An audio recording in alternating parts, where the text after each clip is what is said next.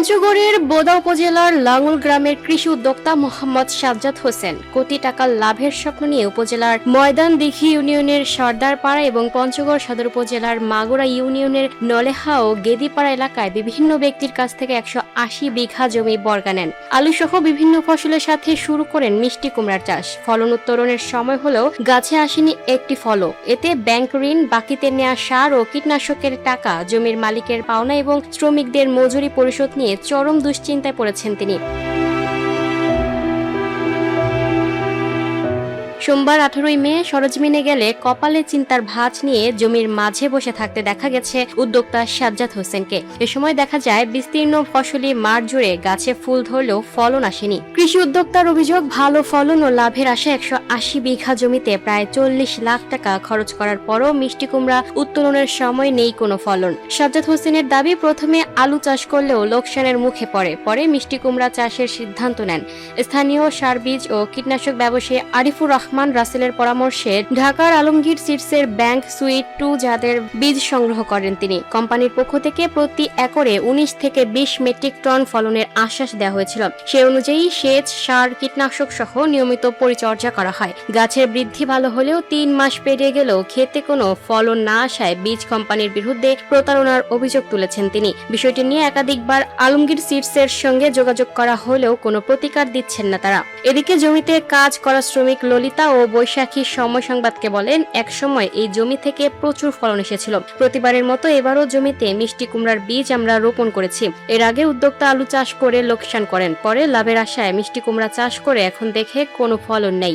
গাছগুলোতে ফুল এলেও কোনো ফলন নেই। এখন ফলন উত্তোলন করতে না পারায় আমাদের মজুরিও দিতে পারছেন না সাজ্জাদ। একই কথা বলেন বর্গা নেয়ার জমির মালিকেরা। কাব্যভূষণ বর্মন সময় সংবাদকে বলেন, আমরা 6 ভাই মিলে সাজ্জাদ ভাইকে 60 বিঘা জমি দিয়েছি চাষ করার জন্য।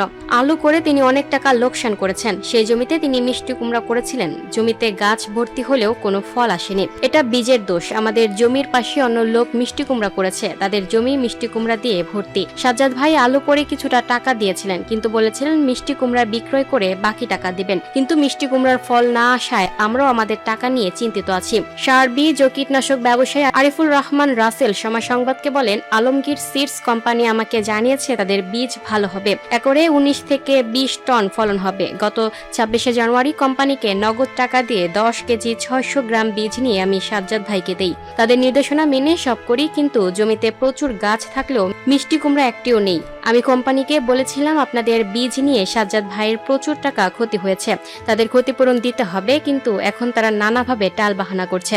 এদিকে কৃষি উদ্যোক্তা সাজ্জাদ হোসেন আরো বলেন, ভাই আমি পথে বসেছি, আমি এখন কি করব? আলমগীর সিড কোম্পানি আমাকে রাস্তায় নামিয়েছে। ঋণ আর ধার দেনা করে জমির মালিকের টাকা আর হাল আল মজুরির টাকা বাকি রেখে প্রায় 40 টাকা খরচ করেছি।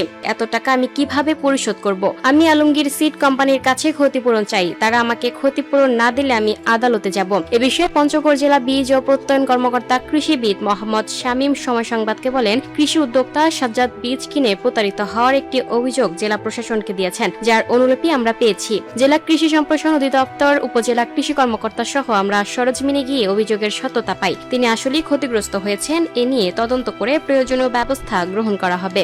জানা গেছে, গত 5 বছর ধরে বর্গা জমিতে আলু, মিষ্টি কুমড়া সহ বিভিন্ন ফসল আবাদ করে আসছেন সাজ্জাদ। 3 মাস আগে বর্গায় জমির পরিমাণ বাড়িয়ে 180 বিঘায় ভালো ফলন ও লাভের আশায় আলমগীর সিডসের ব্যাংক সুইট 2 জাতের বীজ দিয়ে মিষ্টি কুমড়ার আবাদ শুরু করেন।